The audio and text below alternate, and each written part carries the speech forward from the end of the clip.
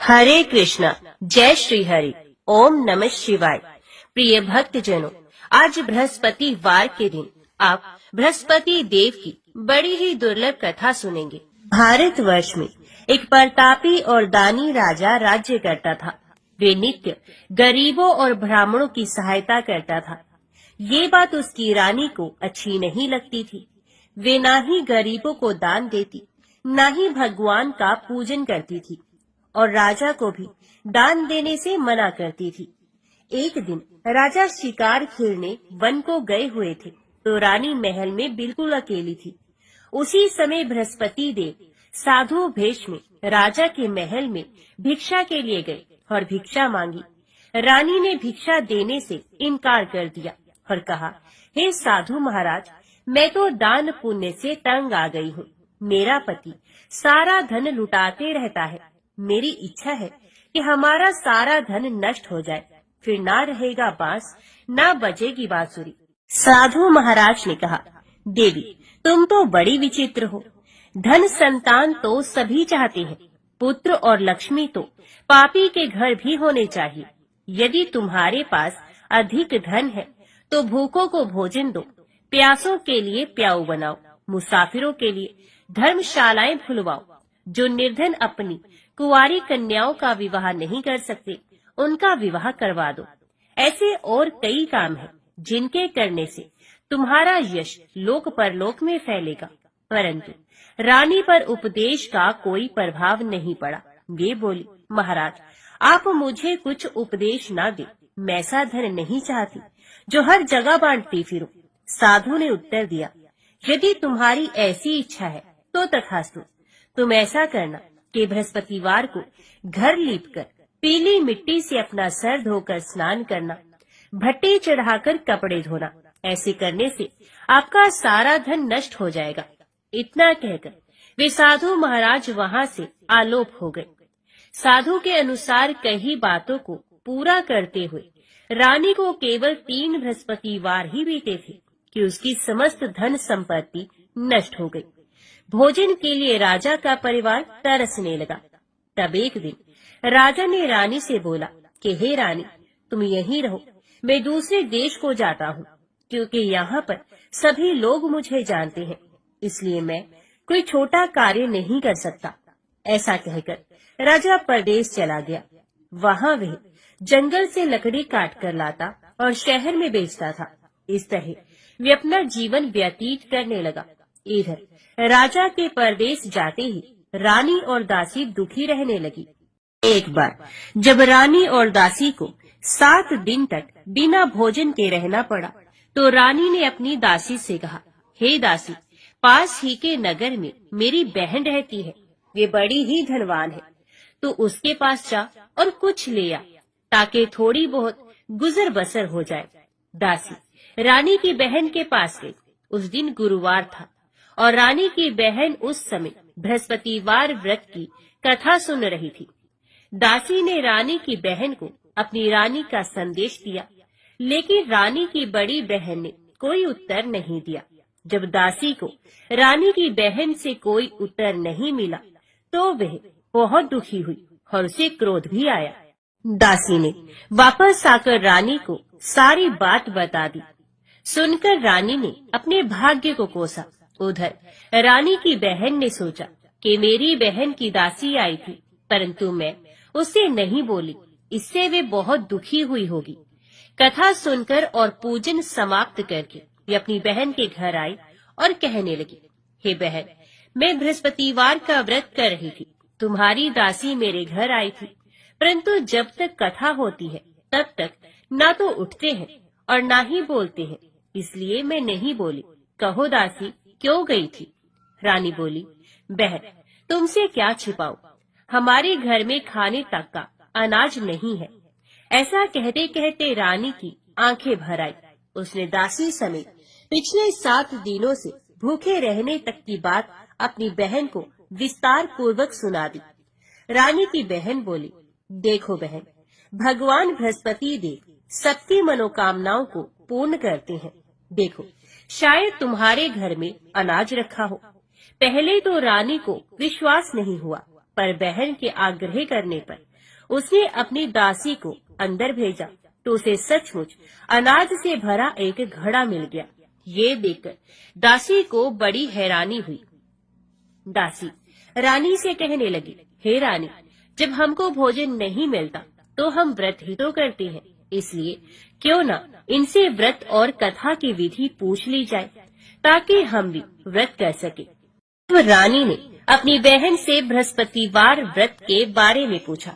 उसकी बहन ने बताया, बृहस्पतिवार के व्रत में चने की दाल और मुनक्का से भगवान विष्णु का केले की जड़ में पूजन करे तथा दीपक जलाए, व्रत कथा को सुने और पीला भोजन ही करे। इससे बृहस्पति देव प्रसन्न होते हैं। व्रत और पूजन विधि बताकर रानी की बहन अपने घर को लौट गई। 7 दिन के बाद जब गुरुवार आया तो रानी और दासी ने व्रत रखा। घुड़साल में जाकर चना और गुड़ लेकर आई, फिर उससे केले की जड़ तथा भगवान विष्णु का पूजन किया। अब पीला भोजन कहाँ से आए, इस बात को लेकर दोनों बहुत दुखी थे। चूँकि उन्होंने व्रत रखा था, इसलिए बृहस्पति देव उन पर बहुत प्रसन्न थे। इसलिए वे एक साधारण व्यक्ति का रूप धारण कर 2 थालों में सुंदर पीला भोजन दासी को दे गए। भोजन पाकर दासी प्रसन्न हुई और फिर रानी के साथ मिलकर भोजन ग्रहण किया। उसके बाद वे सभी गुरुवार को व्रत और पूजन करने लगे। बृहस्पति भगवान की कृपा से उनके पास फिर से धन संपत्ति आ गई, परंतु रानी फिर से पहले की तरह आलस करने लगी। तब दासी बोली, देखो रानी, तुम पहले भी इस प्रकार आलस करती थी, तुम्हें धन रखने में कष्ट होता था, इस कारण सभी धन नष्ट हो गया, और अब जब भगवान बृहस्पति देव की कृपा से धन मिला है तो तुम्हें फिर से आलस होता है। रानी को समझाते हुए दासी कहती है कि बड़ी मुसीबतों के बाद हमने ये धन पाया है, इसलिए हमें दान पुण्य करना चाहिए, भूखे मनुष्यों को भोजन कराना चाहिए और धन को शुभ कार्यों में खर्च करना चाहिए, जिससे तुम्हारे कुल का यश बढ़ेगा, स्वर्ग की प्राप्ति होगी और पितृ प्रसन्न होंगे।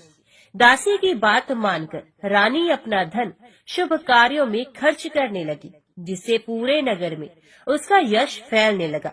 बृहस्पतिवार व्रत कथा के बाद श्रद्धा के साथ आरती की जानी चाहिए। इसके बाद प्रसाद बांटकर उसे ग्रहण करना चाहिए। एक दिन राजा दुखी होकर जंगल में एक पेड़ के नीचे आसन जमाकर बैठ गया। वे अपनी दशा को याद करके व्याकुल होने लगा। बृहस्पतिवार का दिन था। एकाएक उसने देखा कि निर्जन वन में एक साधु प्रकट हुए। वे साधु वेश में स्वयं बृहस्पति देवता थे। लकड़हारे के सामने आकर बोले, हे लकड़हारे, इस सुनसान जंगल में तू चिंता मगन क्यों बैठा है? लकड़हारे ने दोनों हाथ जोड़कर प्रणाम किया और उत्तर दिया, महात्मा जी, आप सबको जानते हैं, मैं क्या कहूँ। ये कहकर वे रोने लगा और साधु को अपनी आत्म कथा सुना दी। महात्मा जी ने कहा, तुम्हारी स्त्री ने बृहस्पतिवार के दिन बृहस्पति भगवान का निरादर किया है, जिसके कारण रुष्ट होकर उन्होंने तुम्हारी ये दशा कर दी है। अब तुम चिंता न करो और चिंता को दूर करके मेरे कहने पर चलो, तो तुम्हारे सब कष्ट दूर हो जाएंगे और भगवान पहले से भी अधिक संपत्ति देंगे। तुम बृहस्पतिवार के दिन कथा किया करो। 2 पैसे के चने मुनक्का लाकर उसका प्रसाद बनाओ और शुद्ध जल से लोटे में शक्कर मिलाकर अमृत तैयार करो। कथा के पश्चात प्रेमियों में अमृत व प्रसाद बांटकर आप भी ग्रहण करो। ऐसा करने से भगवान बृहस्पति देव तुम्हारी सब मनोकामनाएं पूर्ण करेंगे। साधु के ऐसे वचन सुनकर लकड़हारा बोला, हे प्रभु, मुझे लकड़ी बेचकर इतना पैसा नहीं मिलता जिससे भोजन के उपरांत कुछ बचा सकूं। मैंने रात्रि में अपनी स्त्री को व्याकुल देखा है। मेरे पास कुछ भी नहीं जिससे मैं उसकी खबर मंगा सकूं। साधु महाराज ने कहा, हे लकड़हारे, तुम किसी बात की चिंता मत करो। बृहस्पतिवार के दिन तुम रोजाना की तरह लकड़ियां लेकर शहर को जाओ। तुमको रोज से दुगना धन प्राप्त होगा, जिससे तुम भली भांति भोजन कर लोगे तथा बृहस्पति देव की पूजा का सामान भी आ जाएगा। इतना कहकर साधु महाराज अंतर ध्यान हो गए। धीरे धीरे समय व्यतीत होने पर फिर वही बृहस्पतिवार का दिन आया। लकड़हारा जंगल से लकड़ी काटकर किसी शहर में बेचने गया और उसे उस दिन और भी अधिक पैसा मिला। राजा ने चना गुड़ आदि लाकर गुरुवार का व्रत किया। उस दिन से उसके सभी कलेश दूर हुए, परंतु जब दोबारा गुरुवार का दिन आया तो बृहस्पतिवार का व्रत करना वे भूल गया। इस कारण बृहस्पति देव उन पर नाराज हो गए। उस दिन उस नगर के राजा ने विशाल यज्ञ का आयोजन किया था तथा शहर में ये घोषणा करा दी थी कि कोई भी मनुष्य अपने घर में भोजन न बनाए, न आग जलाए। समस्त जनता मेरे यहाँ भोजन करने आए। इस आज्ञा को जो नहीं मानेगा उसे फांसी की सजा दी जाएगी। इस तरह की घोषणा संपूर्ण नगर में करवा दी गई। राजा की आज्ञा अनुसार शहर के सभी लोग भोजन करने गए, लेकिन लकड़हारा कुछ देर से पहुंचा, इसलिए राजा उसको अपने साथ घर ले गए और ले जाकर भोजन करा ही रहे थे तो रानी की दृष्टि उस खूंटी पर पड़ी जिस पर उसका हार लटका हुआ था। वे वहाँ पर दिखाई नहीं दिया। रानी ने निश्चय किया कि मेरा हार इस मनुष्य ने ही चुराया है। उसी समय सिपाहियों को बुलाकर उसको कारागार में डलवा दिया गया। जब लकड़हारा कारागार में गया और बहुत दुखी होकर विचार करने लगा कि ना जाने कौन से पूर्व जन्म के कर्म से मुझे ये दुख प्राप्त हुआ है, और उसी साधु को याद करने लगा जो कि उसे जंगल में मिला था। उसी समय तत्काल बृहस्पति देव साधु के रूप में प्रकट हुए और उसकी दशा को देखकर कहने लगे, अरे मूर्ख, तूने बृहस्पति देव की कथा नहीं करी, इस कारण तुझे दुख प्राप्त हुआ है। अब चिंता मत कर, बृहस्पतिवार के दिन कारागार के दरवाजे पर 4 पैसे पड़े मिलेंगे, उनसे तू बृहस्पति देव की पूजा करना, सभी कष्ट दूर हो जाएंगे। बृहस्पतिवार के दिन उसे 4 पैसे मिले। लकड़हारे ने कथा कही। उसी रात्रि को बृहस्पति देव ने उस नगर के राजा को स्वप्न में कहा, हे राजा, तुमने जिस आदमी को कारागार में बंद कर दिया है वे निर्दोष है, वे राजा है, उसे छोड़ देना। रानी का हार उसी खूंटी पर लटका है। अगर तू ऐसा नहीं करेगा तो मैं तेरे राज्य को नष्ट कर दूंगा। इस तरह रात्रि के स्वप्न को देखकर राजा प्रातः काल उठा और खूंटी पर हार देखकर लकड़हारे को बुलाकर क्षमा मांगी तथा लकड़हारे को योग्य सुंदर वस्त्र आभूषण देकर विदा कर दिया। बृहस्पति देव की आज्ञा अनुसार लकड़हारा अपने नगर को चला गया। राजा जब अपने नगर के निकट पहुंचा तो उसे बड़ा आश्चर्य हुआ। नगर में पहले से अधिक बाग, तालाब, कुएं तथा बहुत सी धर्मशाला, मंदिर आदि बन गई थी। राजा ने पूछा, ये किसका बाग और धर्मशाला है? तब नगर के सब लोग कहने लगे, ये सब रानी और दासी की है। तो राजा को आश्चर्य हुआ और गुस्सा भी आया। जब रानी ने ये खबर सुनी कि राजा आ रहे हैं तो उन्होंने दासी से कहा कि हे दासी, देख राजा हमको कितनी बुरी हालत में छोड़ गए थे। हमारी ऐसी हालत देखकर वे लौट न जाए, इसलिए तू दरवाजे पर खड़ी हो जा। आज्ञा अनुसार दासी दरवाजे पर खड़ी हो गई। राजा आए तो उन्हें अपने साथ ले आई। तब राजा ने क्रोध करके अपनी रानी से पूछा कि ये धन तुम्हें कैसे प्राप्त हुआ है?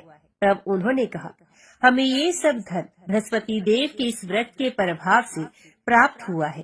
राजा ने निश्चय किया कि 7 रोज बाद तो सभी बृहस्पति देव का पूजन करते हैं, परंतु मैं प्रतिदिन दिन में 3 बार कहानी तथा रोज व्रत किया करूंगा। अब हर समय राजा के दुपट्टे में चने की दाल बंधी रहती तथा दिन में 3 बार कहानी कहता। एक रोज राजा ने विचार किया कि चलो अपनी बहन के यहाँ हो आए। इस तरह निश्चय कर राजा घोड़े पर सवार हो अपनी बहन के यहाँ को चलने लगा। मार्ग में उसने देखा कि कुछ आदमी एक मुर्दे को ले जा रहे हैं।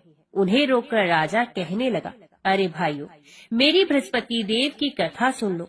और वे बोले, लो, हमारा तो आदमी मर गया है, इसको अपनी कथा की पड़ी है। परंतु कुछ आदमी बोले, अच्छा कहो, हम तुम्हारी कथा भी सुनेंगे। राजा ने दाल निकाली और जब कथा आधी हुई थी तो मुर्दा हिलने लगा और जब कथा समाप्त हो गई तो राम राम करके मनुष्य उठकर खड़ा हो गया। आगे मार्ग में उसे एक किसान खेत में हल चलाता मिला। राजा ने उसे देखा और उससे बोले, अरे भैया, तुम मेरी बृहस्पतिवार की कथा सुन लो। किसान बोला, जब तक मैं तेरी कथा सुनूंगा तब तक 4 हरैया जोत लूंगा। जा, अपनी कथा किसी और को सुनाना। इस तरह राजा आगे चलने लगा। राजा के हटते ही बैल पछाड़ खाकर गिर गए तथा किसान के पेट में बड़ी जोर का दर्द होने लगा। उस समय उसकी माँ रोटी लेकर आई। उसने जब ये देखा तो अपने पुत्र से सब हाल पूछा और बेटे ने सभी हाल कह दिया।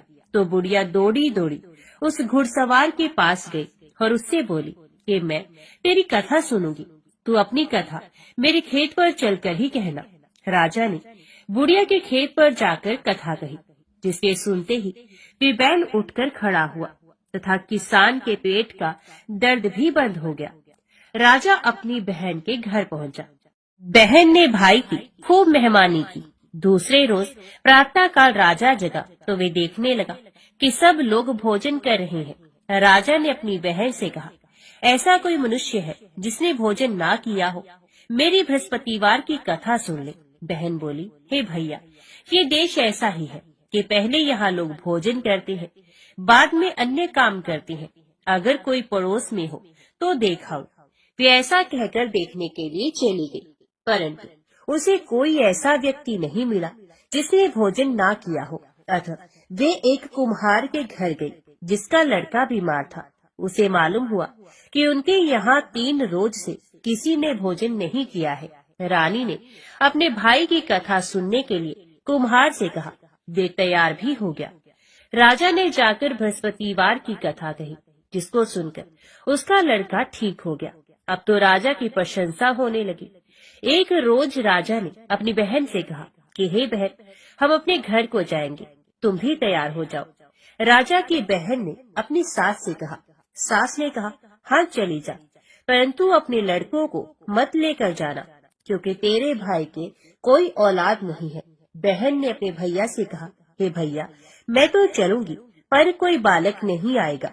राजा बोला, जब कोई बालक नहीं चलेगा तब तुम भी क्या करोगी। बड़े दुखी मन से राजा अपने नगर को लौट आया। राजा ने अपनी रानी से कहा, हम निर्वंशी हैं, हमारा मुंह देखने का धर्म नहीं है और कुछ भोजन आदि नहीं किया। रानी बोली, हे प्रभु, बृहस्पति देव ने हमें सब कुछ दिया है, वे हमें औलाद भी अवश्य ही देंगे। उसी रात को बृहस्पति देव ने राजा से स्वप्न में कहा, हे राजा, उठ, सभी सोच त्याग दे, तेरी रानी गर्भ से है। राजा की ये बात सुनकर बड़ी खुशी हुई। 9वें महीने में उसके गर्भ से एक सुंदर पुत्र ने जन्म लिया। तब राजा बोला, हे रानी, स्त्री बिना भोजन के रह सकती है, पर बिना कहे नहीं रह सकती। जब मेरी बहन आए तो मुझसे कुछ मत कहना। रानी ने सुनकर हाँ कर दिया। जब राजा की बहन ने ये शुभ समाचार सुना तो वे बहुत खुश हुई तथा बधाई लेकर अपने भाई के यहाँ आई। तभी रानी ने कहा, घोड़ा चढ़कर तो नहीं आई, गधा चढ़ी आई। राजा की बहन बोली, भाभी, मैं इस प्रकार ना कहती तो तुम्हें औलाद कैसे मिलती।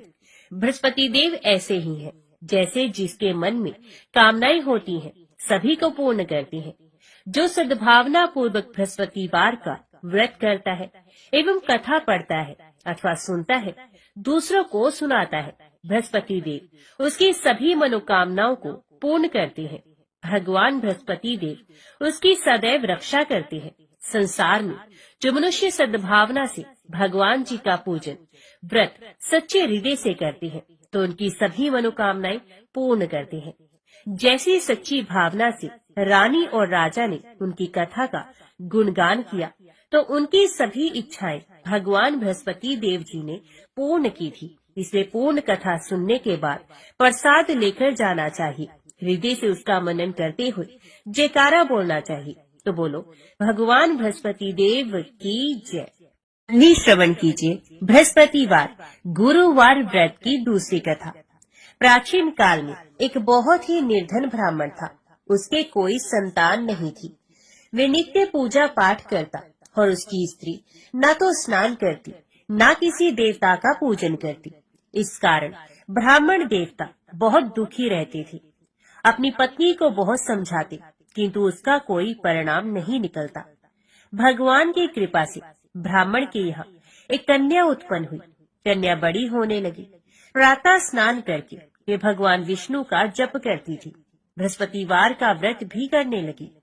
पूजा पाठ समाप्त कर पाठशाला जाती तो अपनी मुट्ठी में जौ भर के ले जाती और पाठशाला के मार्ग में डालती हुई जाती। लौटते समय वही जौ स्वर्ण के हो जाते तो उनको बीनकर घर ले आती। एक दिन वे बालिका सूप में उन सोने के जौ को फटक कर साफ कर रही थी कि तभी उसकी माँ ने देख लिया और कहा कि हे बेटी, सोने के जौ को फटकने के लिए सोने का सूप भी तो होना चाहिए। दूसरे दिन गुरुवार था। कन्या ने व्रत रखा और बृहस्पति देव से सोने का सूप देने की प्रार्थना की और कहा कि हे प्रभु, यदि सच्चे मन से मैंने आपकी पूजा की हो तो मुझे सोने का सूप दे दो। बृहस्पति देव ने उसकी प्रार्थना स्वीकार कर ली। रोजाना की तरह वे कन्या जौ फैलाती हुई पाठशाला चली गई। पाठशाला से लौटकर जब वे जौ बीन रही थी तो बृहस्पति देव की कृपा से उसे सोने का सूप मिला। उसे वे घर ले आई और उससे जौ साफ करने लगी, परंतु उसकी माँ का वही ढंग रहा। एक दिन की बात है, कन्या सोने के सूप में जब जौ साफ कर रही थी, उस समय उस नगर का राजकुमार वहाँ से निकला। कन्या के रूप और कार्य को देखकर वे उस पर मोहित हो गया। राजमहल आकर वे भोजन तथा जल त्याग कर उदास होकर लेट गया। राजा को जब राजकुमार द्वारा अन्न जल त्यागने का समाचार ज्ञात हुआ तो अपने मंत्रियों के साथ वे अपने पुत्र के पास गया और पूछा, हे बेटा, तुम्हें किस बात का कष्ट है? किसी ने तुम्हारा अपमान किया है अथवा कोई और कारण है? मुझे बताओ, मैं वही कार्य करूँगा जिससे तुम्हें प्रसन्नता हो। अपने पिता की बातें सुनकर राजकुमार बोला, हे पिताजी, मुझे किसी बात का दुख नहीं है। किसी ने मेरा अपमान नहीं किया है, परंतु मैं उस लड़की के साथ विवाह करना चाहता हूँ जो सोने के सूप में जौ को साफ कर रही थी। राजकुमार ने राजा को उस लड़की के घर का पता भी बता दिया। मंत्री उस लड़की के घर गया। मंत्री ने ब्राह्मण के समक्ष राजा की ओर से निवेदन किया। कुछ ही दिन के बाद ब्राह्मण की कन्या का विवाह राजकुमार के साथ संपन्न हो गया। कन्या के घर से जाते ही ब्राह्मण के घर में पहले की भांति गरीबी का निवास हो गया। एक दिन दुखी होकर ब्राह्मण अपनी पुत्री से मिलने गया। बेटी ने पिता की अवस्था को देखा और अपनी माँ का हाल पूछा। ब्राह्मण ने सभी हाल कह सुनाया। कन्या ने बहुत सा धन देकर अपने पिता को विदा किया, लेकिन कुछ दिन के बाद फिर वही हाल हो गया। ब्राह्मण फिर अपनी कन्या के यहाँ गया और सभी हाल कहा तो पुत्री बोली, पिताजी, आप माताजी को यहाँ ले आओ, मैं उन्हें वे विधि बता दूंगी जिससे गरीबी दूर हो जाए। ब्राह्मण देवता अपनी स्त्री को साथ लेकर अपनी पुत्री के पास राजमहल में पहुँचे तो पुत्री अपनी माँ को समझाने लगी, हे माँ, तुम प्रातः काल स्नान आदि करके भगवान विष्णु का पूजन करो और बृहस्पतिवार का व्रत करो तो सब दरिद्रता दूर हो जाएगी। परंतु उसकी माँ ने उसकी एक भी बात नहीं मानी। ये प्रातः काल उठकर अपनी पुत्री के बच्चों का जूठन को खा लेती थी। एक दिन उसकी पुत्री को बहुत गुस्सा आया। उसने अपनी माँ को एक कोठरी में बंद कर दिया। प्रातः उसे स्नान आदि करा के पूजा पाठ करवाया तो उसकी माँ की बुद्धि ठीक हो गई। इसके बाद वे नियम से पूजा पाठ करने लगी और प्रत्येक बृहस्पतिवार को व्रत भी करने लगी। इस व्रत के प्रभाव से मृत्यु के बाद वे स्वर्ग को गई। ये ब्राह्मण भी सुख पूर्वक इस लोक का सुख भोग कर स्वर्ग को प्राप्त हुआ। अभी आप श्रवण कीजिए बृहस्पति देव की आरती। जय बृहस्पति देवा, ओम जय बृहस्पति देवा, छिन छिन भोग लगाऊं कदली फल मेवा। ओम जय बृहस्पति देवा, तुम पूर्ण परमात्मा, तुम अंतर्जामी, जगत पिता जगदीश्वर, तुम सबके स्वामी। ओम जय बृहस्पति देवा। चरणामृत निज निर्मल सब पातक हरता, सकल मनोरथ दायक कृपा करो भरता। ओम जय बृहस्पति देवा। तन मन धन अर्पण कर जो शन शरण पड़े, प्रभु प्रकट तब होकर आकर द्वार खड़े। ओम जय बृहस्पति देवा। दीन दयाल दयानिधि भक्तन हितकारी, पाप दोष सब हरता भव बंधन हारी। ओम जय बृहस्पति देवा। सकल मनोरथ दायक सब संशय हारो, विषय विकार मिटायो संतन सुखकारी। ओम जय बृहस्पति देवा। जो कोई आरती तेरी प्रेम सहित गावे, जेठानंद आनंद कर सो निश्चय पावे। ओम जय बृहस्पति देवा। ओम जय बृहस्पति देवा। सब प्रेम से बोलो भगवान विष्णु की जय। बोलो बृहस्पति देव भगवान की जय।